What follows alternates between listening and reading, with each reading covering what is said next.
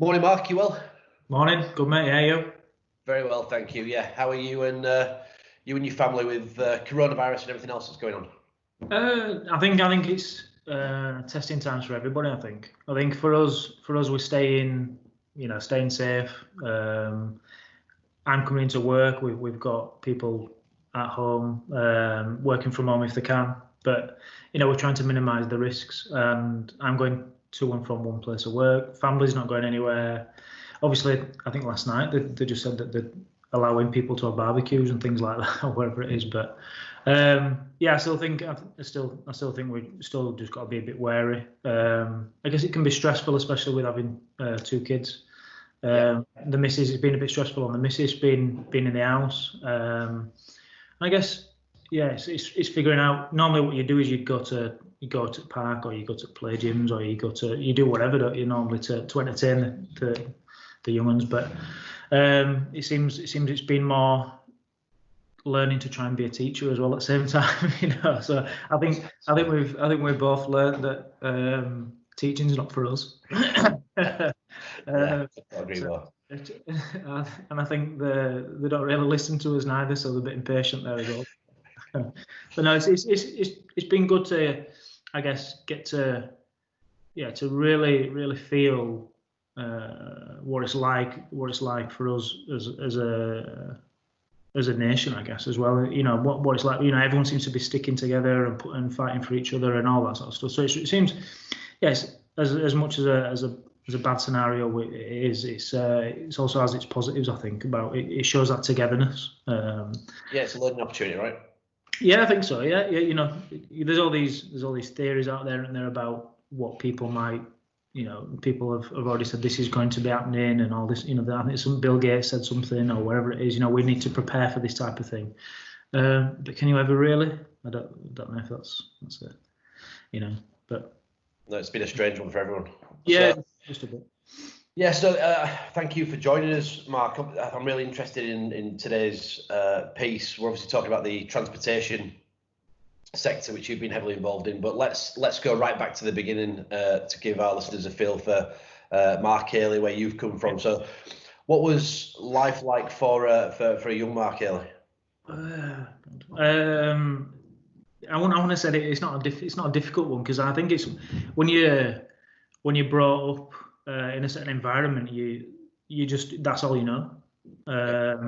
Very very loving family.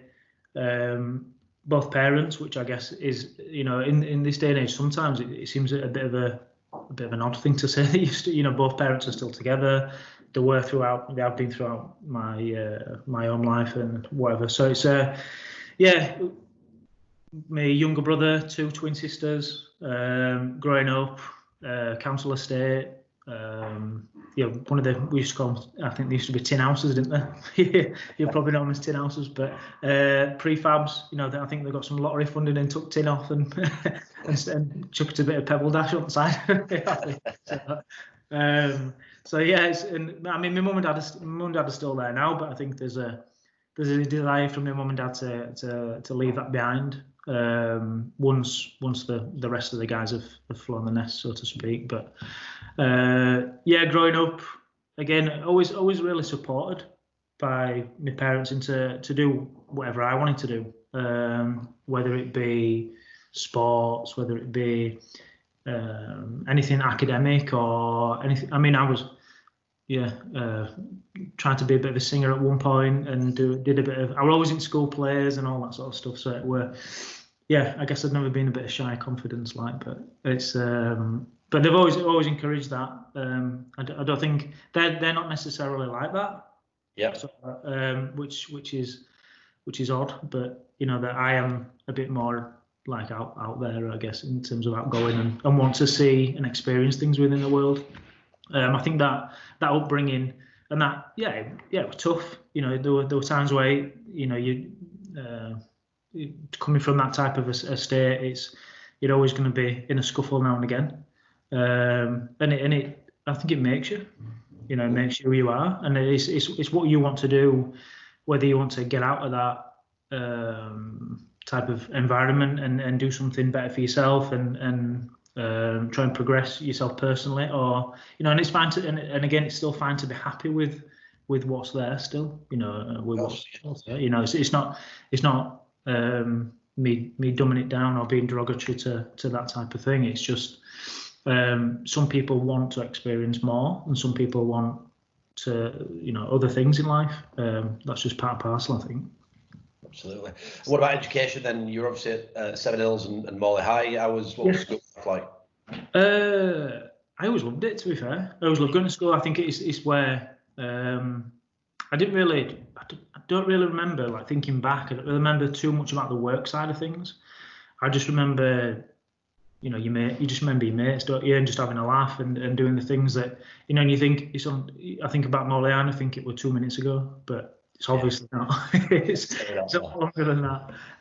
But it feels like 2 minutes ago, and you think, and I think I was always one of them that never really, what can I say, not conformed to things, but I didn't really go for homework and things like that. I wasn't a big believer in all that sort of stuff, but I guess I seem to just get by.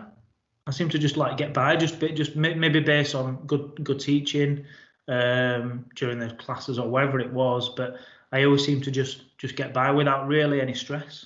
I was never a worrier about exams or anything like that. It would be what it would be. If I knew the answers, I knew the answers, type thing. Yeah, it's an interesting point you made, because I think what we've had on this, on the ViVoCAST so far is a lot of business owners, and many of them not seeing themselves or aren't academics. Yeah, it's interesting that you certainly don't need to be an academic to be successful in business or to run a business.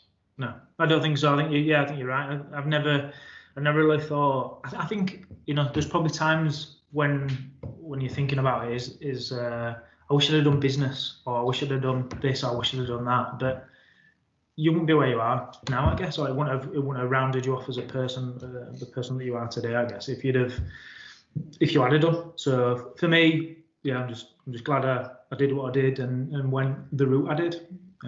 So yeah, pretty cool. Yeah, and I think it's the old sales cliche, I guess, that people buy from people, but it's them life skills that, whatever your background is, that make you relatable and personable to people. It's not necessarily the academia, is it?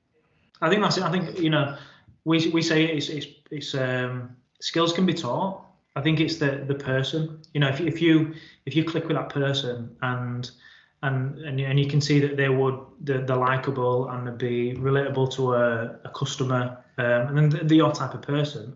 For me, it's skills can, like I said, skills can be taught and learn. I learn every day. We all learn every day. We all learn something new. Yeah.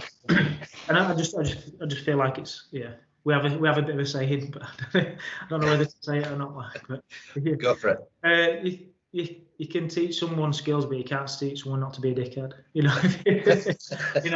If someone's a dickhead, they're a dickhead. True. So that's it's a bit of a saying that we have. So. You've just titled this podcast, so yeah, thank you. Yeah. So you come out of school then, Marc. You've obviously you've done right to be a really enjoyable time of your life. You've been beyond sport as well, so that was it was football's obviously been the mainstay for me, really. I get Morley. I used to be Morley Boys. My uncle used to run Morley Boys back in the day. We used to play on back of Seven Hills primary school pitch where it started. I think then it moved up to Cross Hall School. It's not there anymore, is it? I don't think. But it moved up to Cross Hall School. Played out there. Yeah, Morley Boys for a number of years. From like 5. Right through to like just early teens, I think. So then went to Leeds City Boys. I think he did trials through the schools back in the day. I think it was. That's right, And I remember John. I know you had Johnny Howson on. Johnny, we used to play the same team at Cherwell for a short period of time. Yeah. Obviously, he went on to do bigger and better things like that. But yeah, so I went to Leeds City Boys, and there were a couple of guys there that you seen, a couple of guys that have made like lower league football and things like that. But so we ended up going there. I'd say probably did about 6 months there. I think my mum and dad didn't drive at the time, so they were paying for me to go down to, I think it was Oldfield Lane. That's right, yeah. So they were paying like taxi fares there and back 3 times a week. And I think I realised it wasn't really my mum and dad that said, look, this is costly. But then we had the Dr. Towers.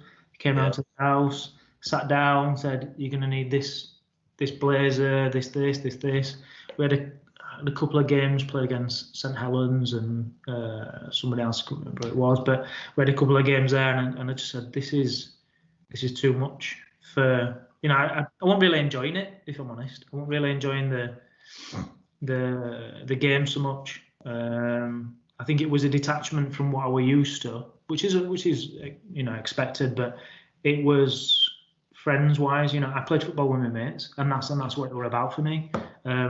Were I good enough to do anything more? Probably not. But I think in hindsight, you never know. You might have done something lower leagues or whatever, but with the right training. But it's just at the time, it's I'm missing out on my Saturday afternoons playing in park with my mates, or do I want to go and get suited and booted and go play with these guys who aren't really my friends? It was. I've got family members that took that same Leeds City experience, and obviously Johnny, I was on a few weeks ago. He was talking about there's a lot of sacrifice involved in football for a young lad, subtracting not only away from friends, but doing other things, whether it be school trips and everything else. Looking back now, is it a regret, or was it absolutely the right thing? How do you look back on that time and making that decision? Because it's, I think for the listeners. I think it's become a little bit easier now to get into academies and things, because I think with the money involved in football now, they take a punt and they'll just take in as many kids as they can, hoping that one will make. But at the time you're talking, it was quite a big thing to there was 30 lads at Leeds City Boys in a year from a very big city. So you've obviously got some talent to have done that. So. Right. It must have been a big decision for you to step away, regardless of your friends. To give it up. To give it up, regardless of whether it was more. I guess it was the strain that I saw that it put on the family a little bit as well. The to and from all the time, and the costs and I just thought, this is really this. I can't have been fair. The guys are getting all this. The parents are driving up and taking them in cars and this and this, but we didn't have that, which I was still thankful that my mum and dad put their neck out there for me to do something. It just kind of shows what you said at the start, right, about how supportive they were, regardless of. Regardless, and I don't think they never, they'd never say we support you. It was just the action. The action was there was supportive action rather than saying we're going to do this for you kind of thing. And it was, I think I just took a step back. Do I regret it? I probably regret later on, if I'm honest, more than anything. I did some trials. So before I went to Josie Priestley, I had some trials with Thomas Danby, and it was professional scholarship. Right. And I did the trials, got through, got the placement. And for some reason, it's women. I just went, nah. It meant weeks away. It meant going out and doing, and that's my biggest problem, my biggest regret in terms of education. I wish I had done that, because that was a genuine opportunity that I knew was right, but for some reason, whatever, something else led me not to do that. But these things happen, right? And you've done very well since. So you mentioned Joseph Priestley. You come out of school. So just moving into your sort of professional career, then how did that start? You haven't been where you are now since school. So when did you start out, and what did that look like for you? So starting out, obviously I mentioned Joseph Priestley. That were a national diploma in uniform services. I wanted to be in police. Right. Okay. I guess that's probably wouldn't have sat well coming from where I come from. So I did want to be in police, but at the time it was where really odd. The course was brilliant because it taught you about human behaviour, psychology, teamwork, law. So it incorporated all those subjects, which makes you think. Made you think a little bit differently and think, all right, I didn't realise that. And this is how people work and they tick and all that sort of stuff. Obviously, it's a lot of theories, but so once that was done, really, that course, I was then going to go for the police. There wasn't really a recruitment drive at the time. It hit the peak while I was on the course, and then stopped once I'd finished. So it was timing. It was just timing more than anything. I did still have a desire to do that, to go into the police, and yeah, probably would have suited me, I think. But then moving on to work-wise, had a few jobs in between. Actually worked as an apprentice jeweller. Right. Didn't like that. See that one coming. Yes, yeah, I know. So it was. Used to get like bags of rings. Used to come in and you'd like buff the rings up. That's what all the apprentices did that. And I would just actually talking about it not so long ago about the sweeping up on a night. You'd sweep up and normally you'd be like chucking it in bin. They'd be like, that would be the worst thing in the world to do because of all the gold filings that had come off. When the guys had been repairing this stuff and the platinum and they're like, what are you doing? This needs to go in this bag. Like, I just imagine that that gold rush where the chef someone's around back doing that, trying to get these gold filings out. But so we did that for a little bit, but didn't really enjoy it. It felt like mind numbing really. While I was at college, worked at bingo. Yeah, oddly enough, my grandma were a caller, so I ended up working at bingo and doing floor for a little bit, just as a bit of pocket money, really. Yeah. And then applied for a job at Arriva that I'd seen in paper. I said, there's not many things that not many people now apply for a job in paper. A little advert. I think it was send a letter in. No emails, send a letter in. I got a call from, we laugh about it now, because I actually got the job. So the old parts manager at the time, so it was a trainee parts advisor role. We're still good friends now. We work I guess colleagues in some respects. But it took him ages to ring me back. So and that's at the interview. We'd done it. I'd gone home. Me as well, not knowing where it was. I went on motorway, so I went longest way around known to man. It must have been 2 weeks later, and I thought that went really well. I wonder why. What did I do wrong? Not to get that. So I rang him, and he just went, "Oh no, you got it." What? No, you got the job. He went, "Do you want to start Monday?" This was Friday.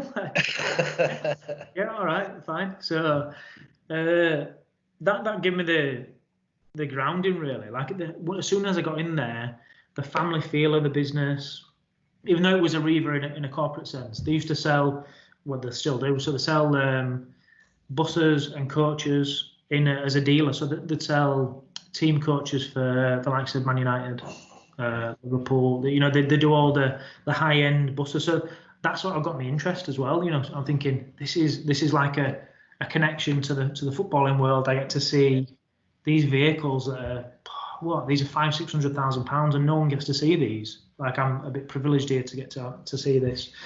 The customers were great. Sometimes when you just think, how have I found this? And I've settled into this, and I'm actually all right at this. First, I'm actually all right at this. So I did. I think it was initially I did 2.5 years there, and then got headhunted. How did you find, before we go on to that, how did you find as a young lad, being thrown in at the deep end as such into the corporate world? Because it's not something that everyone can just jump into. It's kind of, I think it's a bit of a sink or swim scenario. But how did you find it? I think it's, I'm not too bad with discipline, if you like. Because I think in the corporate world, you have to have a certain amount of self-discipline and a sort of an aura about making sure it's right and it's done and you're representing this bigger brand. Yeah.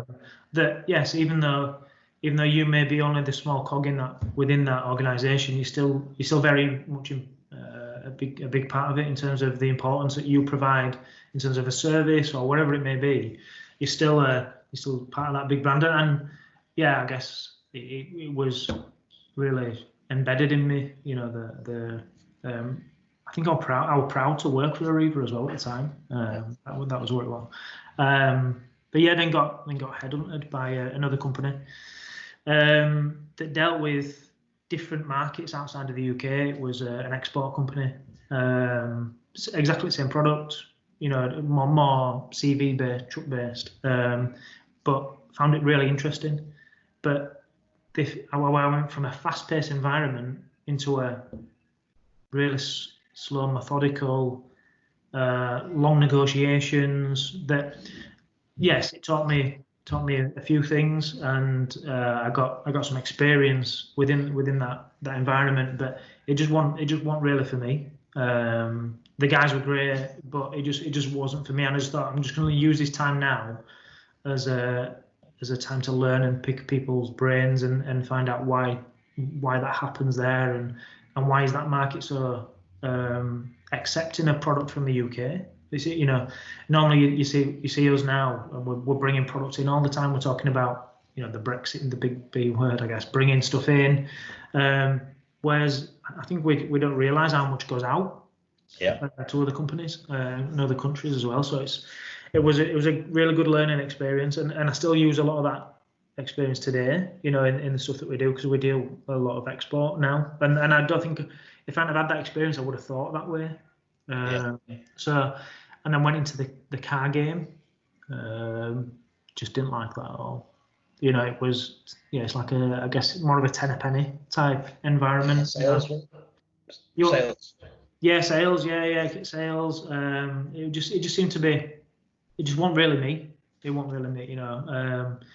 Then I had a chat with the guy, my old boss at Ariba, and said, look, we're looking to expand what we offer and into more of a business development manager role. Do you fancy that? So I came back after being away from the business for a couple of years. Not much had changed, as generally things don't when you rejoin somewhere, I guess. And I really enjoyed my time doing the business development, because it gave me a new perspective. Going out, seeing a customer on site, you're actually seeing their issues, their hardships, what they've got to deal with on a day-to-day basis, and it allowed you to be more flexible in terms of your offering to them. I guess maybe similar to what you guys do. Once you get out there, you get to see what things are about. Yeah, it's interesting. I think there's 2 points I'd make really on that, Mark. One, there's an entrepreneur and sort of business mentor, Gary Vaynerchuk, that I listen to a lot of his stuff, and one thing he sort of preaches about to the youth of today, really, that they're a bit lost, don't know what they're going to do in life, is go and try stuff. And I think what's very evident from your story is that's exactly what you've done. You've not really set out to be where you are now. No. In the industry, but you've gone out there and you've thrown your hat in the ring to lots of different things before you've come across something that you enjoy. How important do you think all those different life experiences? Have they put you in good stead now for running business? Yeah, massively. I think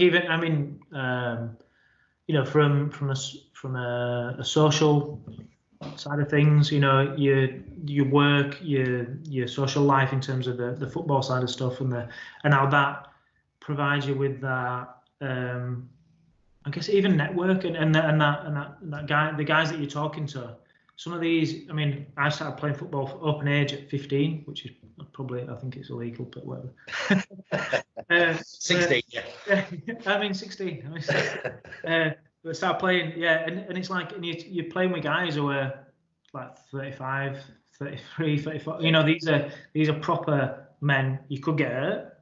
More than likely, you're going to get hurt. Yeah. But you just got to throw yourself in there, and you get to meet some real characters, some real people. Some of them business owners. Some of them just just hard workers in general. And I don't think I've ever met a bad guy, in that environment, in terms of the football side of stuff. I don't think I've ever met a really bad guy that I think that person's not a nice person. He seems to breed that type of lad's lad, if you like, team. It's team, and you fight for each other, and I think that's so important within business. If I use the same analogy with our team, really, is that if I know that you've given everything and you've done everything you can, I'll back you 100%. And it's that same with it in a football game. If you know that your teammates running and they're going to run into the ground and they're going to go into that challenge, then you'll be right there after them. You'll be right there behind them to give them that same thing. So it's similar analogies, I think. But so one thing I obviously know about you that our listeners is that you've, in the football side you've played, and you've been captain for many on many different occasions.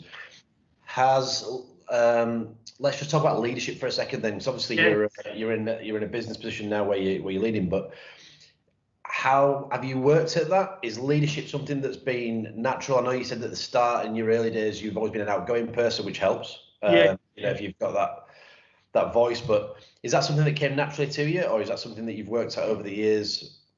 I think let's talk in a footballing sense. It's something that I think you're expected to do as you progress and get older yourself. You're expected to be the guy that people look to. Like I said, you probably know me as well from being a captain of like Morley Town and cricket club and things like that. I mean, I think I was captain of Morley Cricket Club at like 19 or something. And it's like, so it feels like contradictory to say people look at you for you being the older one, but obviously doing it young. I guess it's not. I've learned from other people, so I've learned from really good players that I've played with. Took some of the things that they do and forgot some of the bad things that they do. But I'd say it'd probably kill me for saying it, but I think probably a big influencer on my football career was Bob Oates, I think. Okay. So it really provided me with that.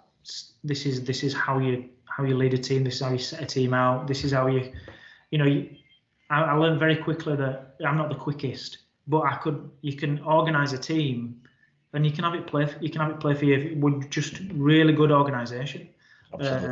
Which the teams I've played in have never, apart from maybe 1 or 2 seasons, have never really been the best teams, but we're always well organised and well drilled, and I think that was the key to us being successful, really, at some of the local. Yes, I mean, we on the ViVoCAST we've talked about there are lots of synergies between business and sport, and it's been really interesting. I've found that most, not all, but a lot of the successful people do play sport. I don't know whether it's that competitive side, whether that is that team thing, but you talk about organisation then, Marc. So obviously you're in a leadership role now in your professional career. What do you think makes a good leader professionally? And what do you think you've learned from the sports side or other jobs that you've done in the past that make you a good leader now? Some of the things I've learned not to do from my sports side. I think being a good leader, and if anyone that's worked for me would say I'd never shout on ball at anybody. I think that's the worst thing you can probably do, in my opinion, because if you're shown to be losing your rag or doing that thing, really, it don't really. I'm extremely disappointed type of guy. That seems to work better. But I think in terms of leadership, it's more, I think, inspirational. I think if someone sees that, if you say things with enough conviction and belief, that some people will follow you, and some people will believe what you're going to do. And I think it's once you can showcase, once you can talk the talk, you've got to walk the walk. Once you can walk the walk, and the guys go, you know what, I'm going to follow that guy. I think it's an interesting point that you made about the synergy with, or the analogy used of a tackle in football. Yeah. When you see one of your teammates or in a professional capacity, if you see one of your colleagues giving it their absolute all to get something done, whether it's a tackle on a football pitch or whatever it might be in the professional world, whatever you're in. I think I've been watching The Last Dance on Netflix recently about Michael Jordan. Yeah. And I think he talks about, as a leader, not a lot of his teammates liked him. I don't think he has to be liked as a leader, but I think one of the things that really resonated with me is that, and this comes across in the way you speak massively, is that you sort of wouldn't expect anything of your team that you wouldn't do yourself. Yeah, definitely. So this is really, I just should say that because one of the guys works for me, a guy called Dale. Dale Orange, I don't know if you know him. Maybe. But yeah. I've known him personally. So now he come to work for us, and he said he texted me saying, "Have you watched The Last Dance?" I said no. I've heard Michael Jordan's a bit of an asshole in it, like. So, so he went, "Oh, I was just about to say it reminds me of you." So, all right, cheers, mate. Yeah, thanks for that. But is that an ethos that you have? Is it as a leader, you're in the trenches as well, and definitely, yeah. And then sometimes that can be a bad thing. Don't get me wrong. But if there's something to be done, and I'm shown to be doing it as well, I'm there with them. And I'll It's not the last thing I want to be doing is to be sat in an ivory tower saying that, and just pointing fingers at people. That's just not how it is. I don't think.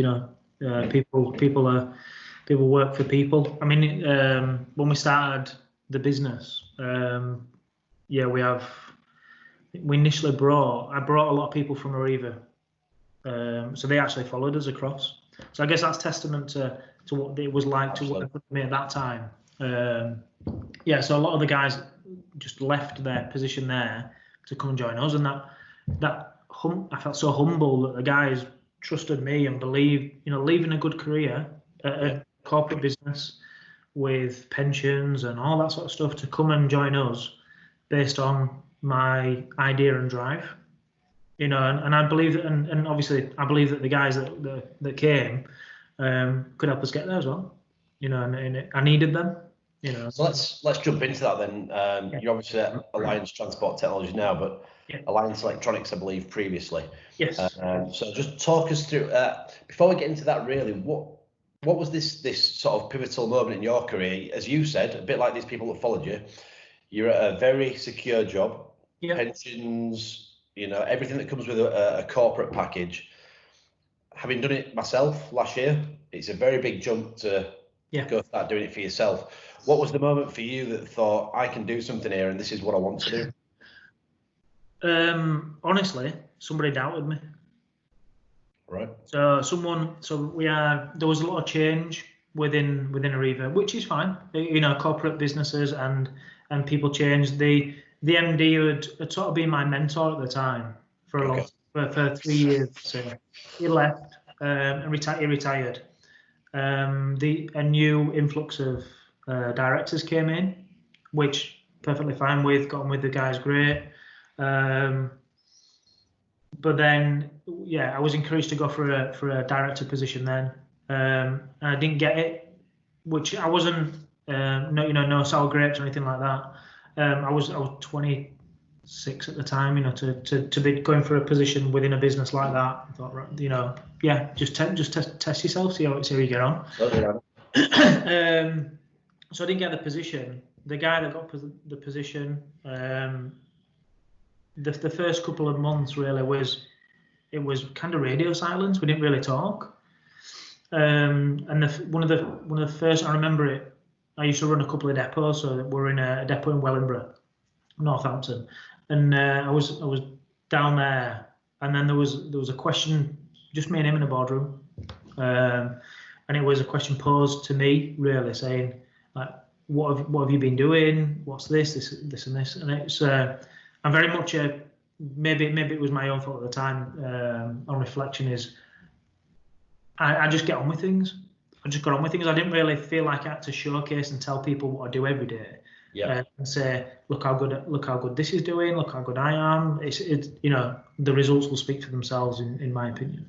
So then it was a couple of doubts, against me personally, but in a professional sense, but without really any sound knowledge or understanding of the business, not from this industry whatsoever. Yeah. Basing it purely on just, I guess, lack of correspondence between us, but he was very much to blame as much as I was at the time. Yeah. But then said that there's doubts from other people as well. So I was like, okay. So I confronted them doubts with the people that were supposedly doubting. Had a chat with the guys, and it wasn't them at all. The guy probably used them as a bit of a scapegoat to just probably question me a little bit. And he was obviously my line manager at the time. So I just felt that if I've not got his trust, I thought, if I've not got his trust and backing, then I'm not going to do anything or be able to. And it became very apparent to putting business cases forward to progress and enhance the division, and for us to provide a better service to us customers. Just kept getting bounced back, lack of response. I thought this guy doesn't believe in me, and I know that these are the right things to do. So on that point, Mark, sorry, one of the sort of recurring themes that we're touching on in this series of ViVoCAST is positivity, and how important it is to maintain positivity. With coronavirus at the moment, even more so, it's important that people keep positive. Yeah. How have you tackled knockbacks in your life? This is a great example to sort of talk through. I think you're hitting your head against a brick wall. You've got a line manager that doesn't, as you said, doesn't trust you. Is knocking things back.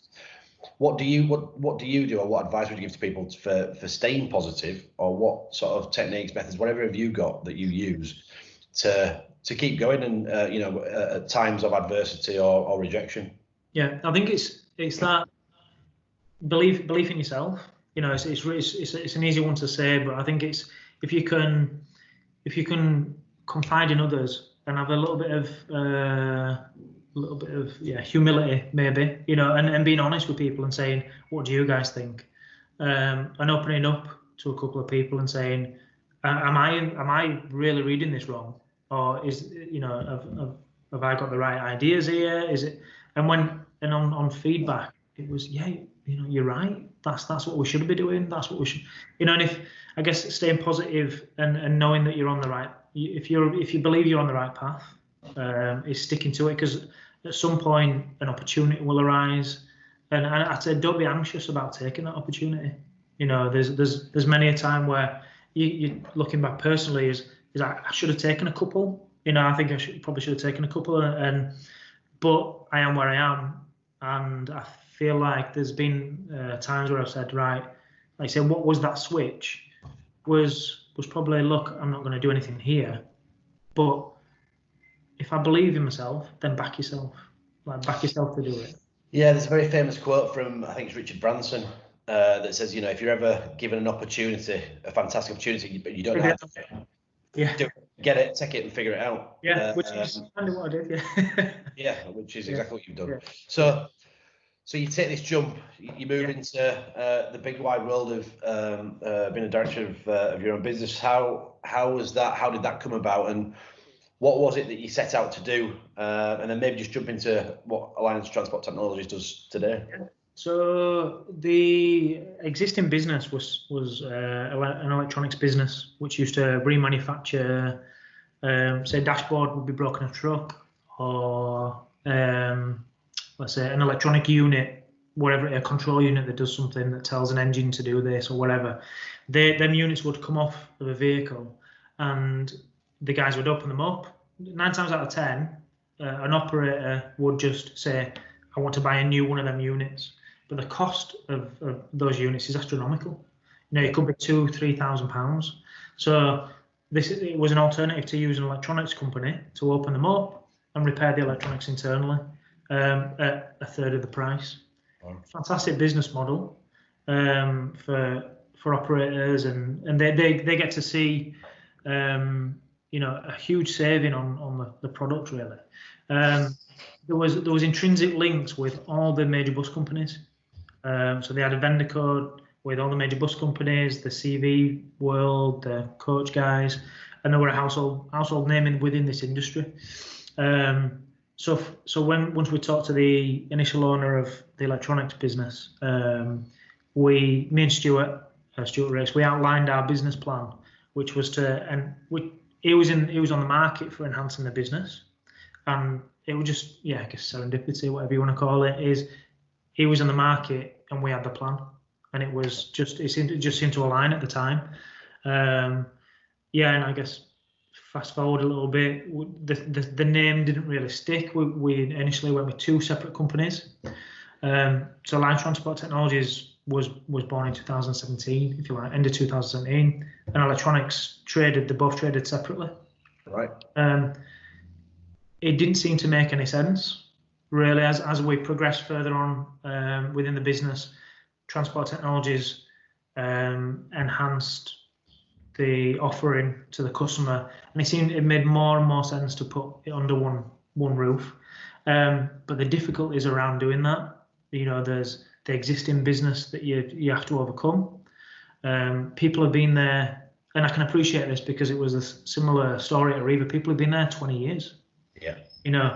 Coming into a business, these corporate guys, with their bright ideas, the processes, and all this sort of thing that we can bring with us, hopefully with a little bit of a bit of a sensible approach, not trying to be dictatorial about it, against very much a family business or family feel around the business that did something really well, but needed streamlining, and needed a bit more processing around it.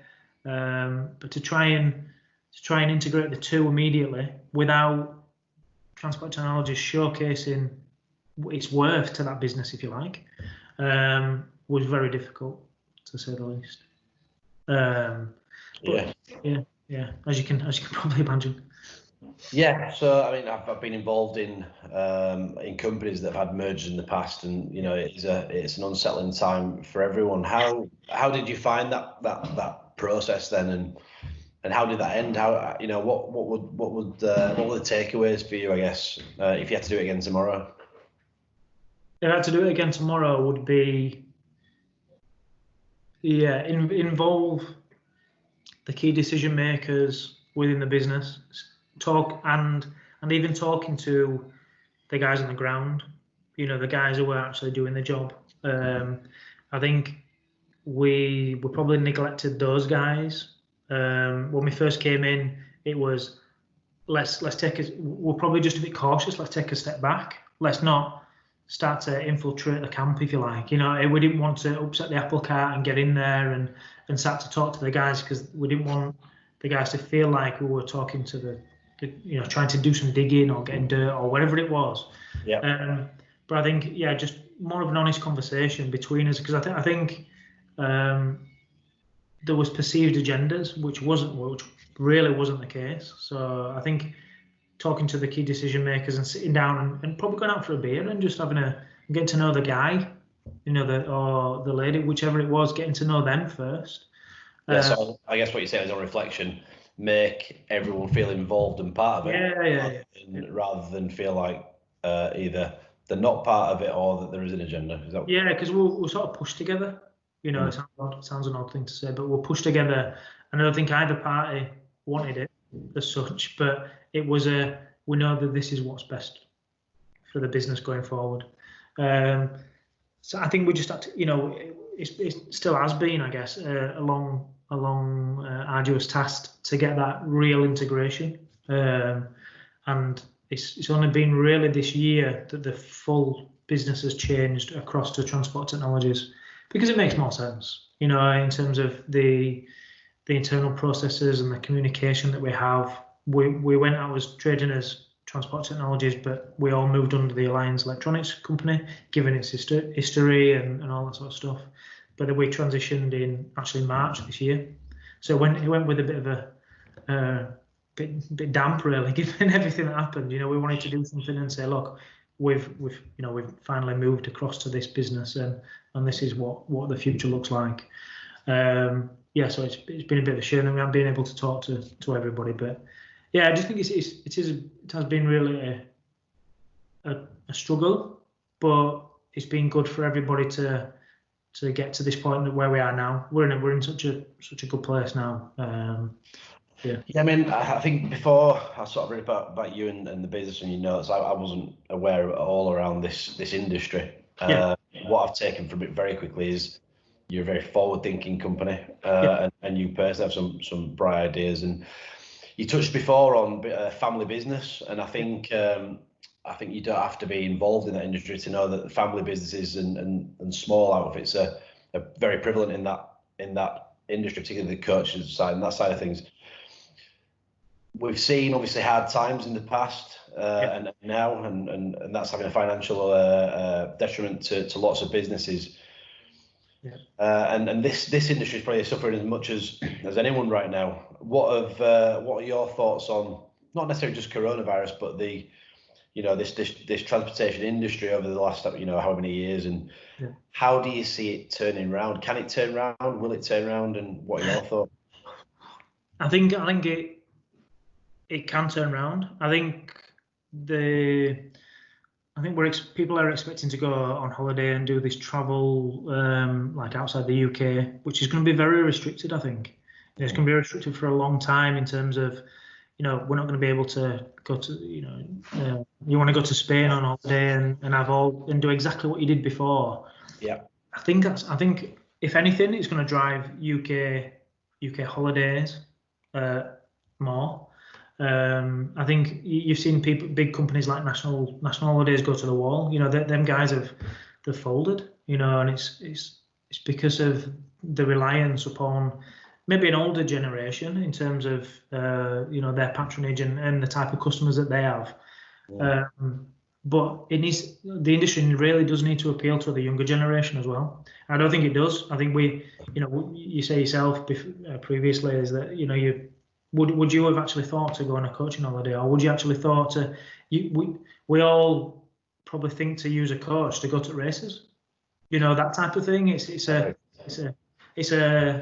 not really something that people would think to do. Really, is go on a coaching holiday, which is some great companies out there, and it can be a real experience if it's sold right, which I don't think it is. What's happening in the sector at the moment, Mark? What are companies? I'm totally uneducated on this, so I'm really intrigued as to the answer is. But what are companies doing at the moment then in terms of their marketing, and are there steps in place to appeal to the younger generation, or do you think at the moment it's a real gap in the marketplace? Yeah, huge. I think there's a huge gap in the marketplace. I think some of the larger businesses, maybe like a Stagecoach or Arriva doing Arriva, I think it's Arriva Click or something like that. I can't remember. DRT, like a DRT.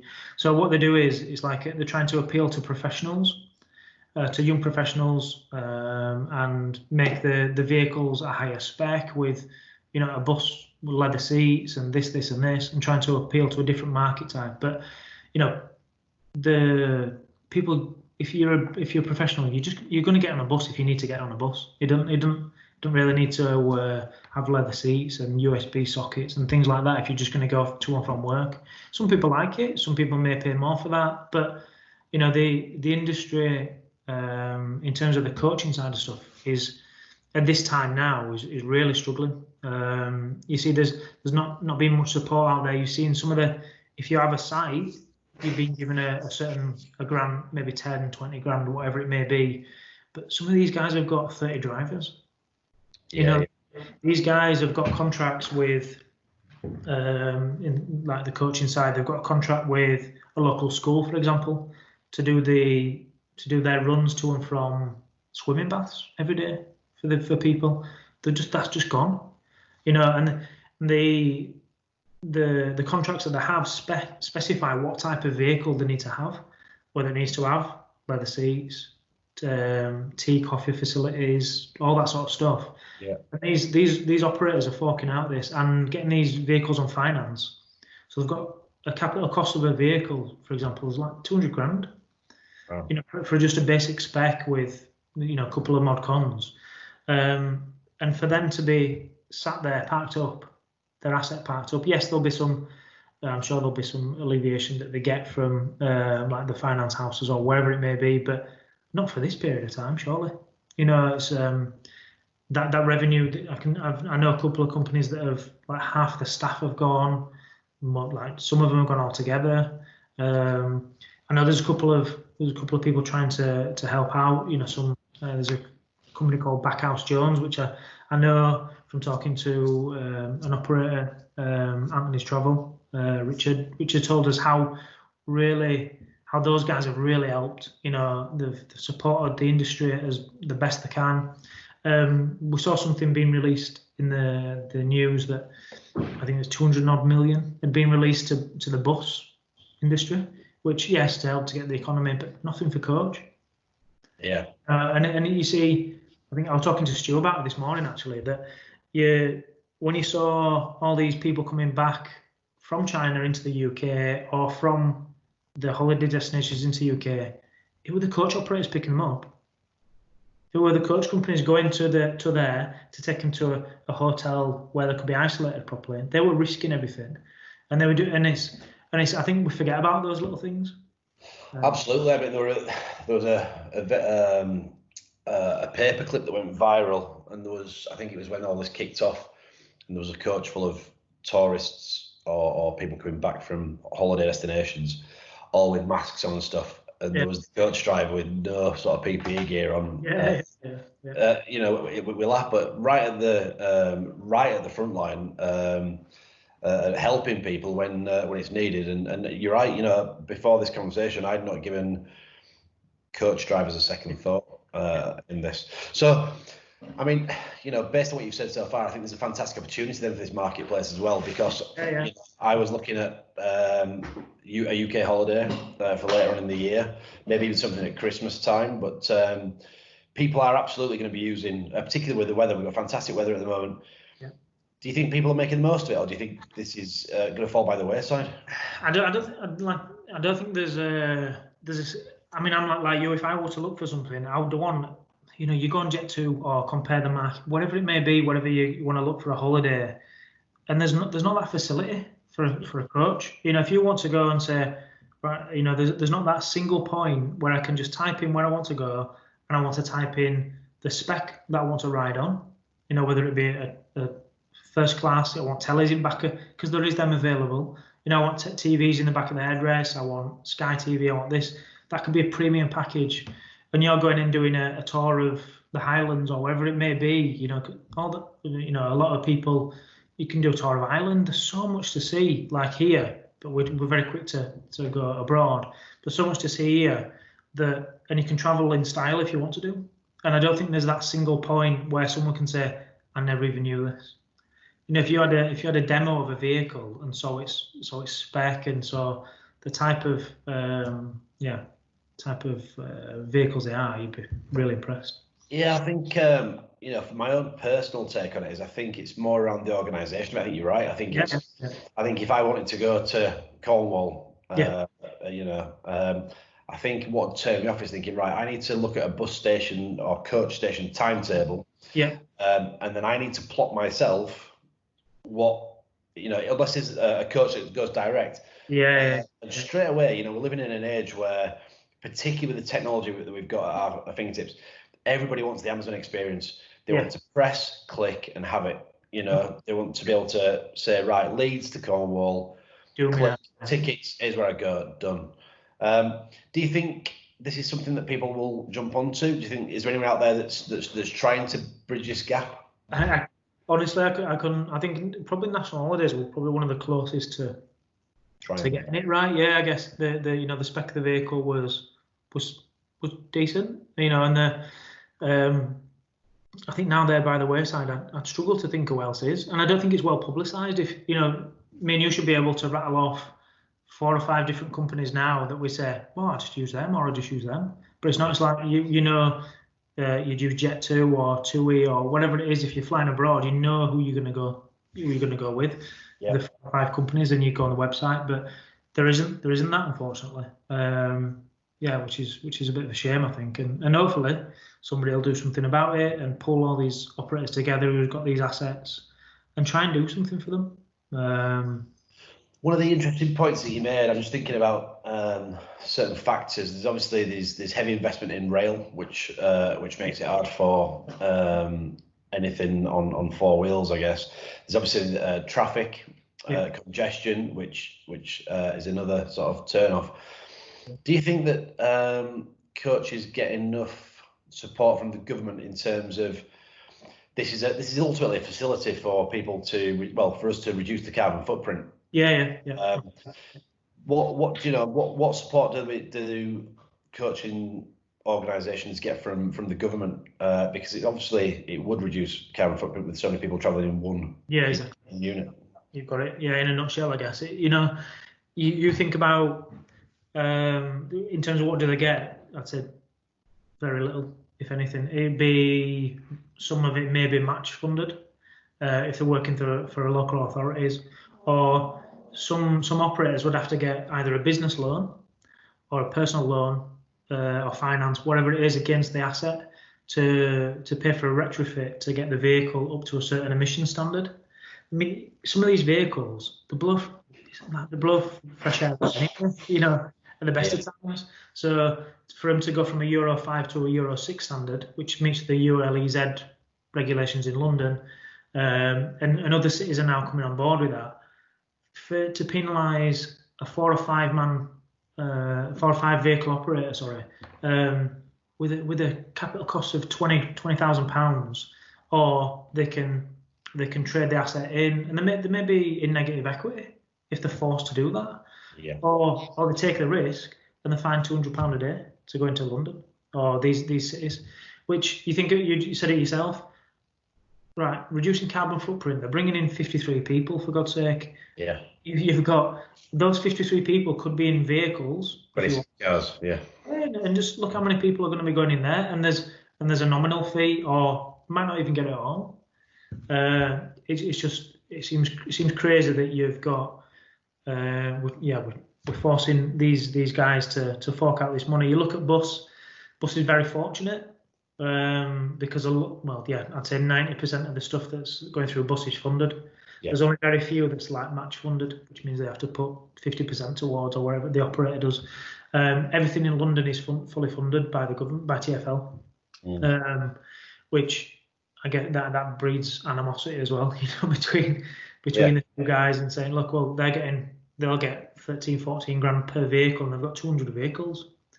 But yet you've got this guy who's got 5, and he's being penalised because of what? It seems crazy, really. But yeah, again, you're reducing the carbon footprint. You said it yourself. It seems counterintuitive to the UK's goals in what we want to get is you go to the stations and you've got taxis idling outside. 4 or 5 of them in a row. You've seen it many times outside Manchester, outside wherever it is, and you're thinking, but you're going at a coach operator. It doesn't really seem fair, if anything. I don't think anyone with a bit of common sense. I absolutely agree. All really interesting points. I think, but as we've already said, your company going from strength to strength, and congratulations to you in that. I wanted to finally just touch on. I know you're very passionate about giving back, and obviously you've got children yourself, and it's great to get involved in incentives. I was really sort of taken back by this work that you're doing with Rethink Foods and one of your friends. Do you want to tell us a bit about this? Because I think it's really interesting. Yeah, so we're working with Kev Mackay, the director of a company called Rethink Food. There's 2 sectors to the business. One is collecting what's perceived to be out of shelf date stock from various supermarkets, whichever. And there's a scheme in which I think it's in Farsley. I think it is the warehouse or New Farnley, whichever it is. It's there, and the guys, they have volunteers that come and work there. So we provided them with some PPE just over this period. We've given them some free PPE, masks and things like that, so the volunteers feel comfortable. But it's a donate what you feel approach. So the guys will come in, they'll take a crate of food, and it's just donate what you feel you can. So no pressure. That's one area of the business. The other area is educating young children on growing vegetables, really. So it's a solution that goes into some wool, really. It's seeds solution, and it's a hydroponic tower. It's fantastic if you have a chance to see it. It's really classroom based, so it's in the classroom, the guys can see it. There's an education piece around it that Kev puts together, that shows them the real sustainability goals, really. It feels really, you think it yourself, you see your children going into school and you think, I wish they could learn something more practical and get to see something different rather than the normal curriculum that's there. Absolutely. Let's see them do something, they come home and, how many times have we tried to get as kids to eat veg or whatever it is? But he says you wouldn't believe how much the guys are just they'll grow a cucumber and they'll just sit there and eat it. And it's a matter of interesting, right? Yeah, it makes it interesting because they're going in and measuring it every day. They're seeing how far it goes. They're doing all sorts of stuff, which is fantastic, really, for me. To think I would be supporting Kev and his journey to get to there's a United Nations sustainability goals, and I think it's so many countries are doing it, but they want so many of these towers in so many cities within the UK. So we've put together some funding for 2. So we're gonna put one in one of my children's schools at a lower level. I think it's nursery or year 1. So we're gonna put one in one of the schools there, and we have another depot in Chesterfield. So we're going to do it down there with those guys. So there's one in each camp, really. But it's just commendable in what the guys are doing. And it's just fantastic. It's a real feel good for anybody that wants to get involved in it, and supporting those families in real need. Because I think we don't really realise some of the hardships some of these families go through. You see children coming to school not having any dinner, coming to school hungry. They've got the sister or brother ready. They're coming in. They've not had a chance to get a wash or do whatever it is. And these guys, they really need that support. But it's also a pride thing, because if the parents would come pick them up later on from school, maybe it's perceived to be taking handouts from somebody. If we were to give them a box of the food, it's perceived to be that way, which is let's help these guys grow their own. Let's see, they've grown this in class. Let them take it with them. Let's do that sort of stuff. But it's hunger within schools and within children's such a problem, and I didn't realise until talking to Kev about it, really. And it's something that I'd really like to help support him with, and hopefully push it a bit further for him. Yeah, that's a really interesting. But I'd never looked at it as the handout side of things. 9 people in 10 are I've got that pride, and even if they need it, they wouldn't necessarily take it. So giving the education and the ability to grow your own, incredible. I'll put in the description. I'll put details of Kev's organisation, and we'll share some details on how you can get involved if you want to, because that is fantastic. Great, yeah. So finally, Mark, what's the next few years hold for you personally and the business? What do you see happening next? Okay, I think we're massively involved in some of the future technologies at the minute. So we're involved in hybrid vehicles. So we're supporting some hybrid fleets out there at the minute for some large operators. I think the industry is probably going to go a totally different way, in which is going to be probably revolutionise the way in which transport's done, whether it be electrical vehicles or hydrogen vehicles. I know there's a big push at the minute from Wrightbus. I think so. It's now being taken over by the son of the owner of JCB. All right.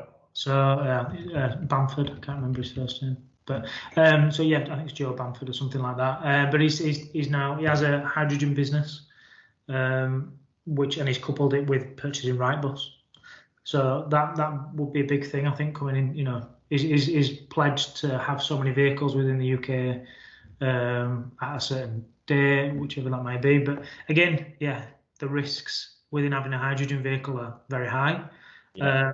But again, I don't think the infrastructure is there across the board for electric vehicles. So I think for us as a business, it would be partnering with those guys, whether it be with the operator or the OEM, to support the vehicles while they're out there, which is something that we've done quite successfully so far.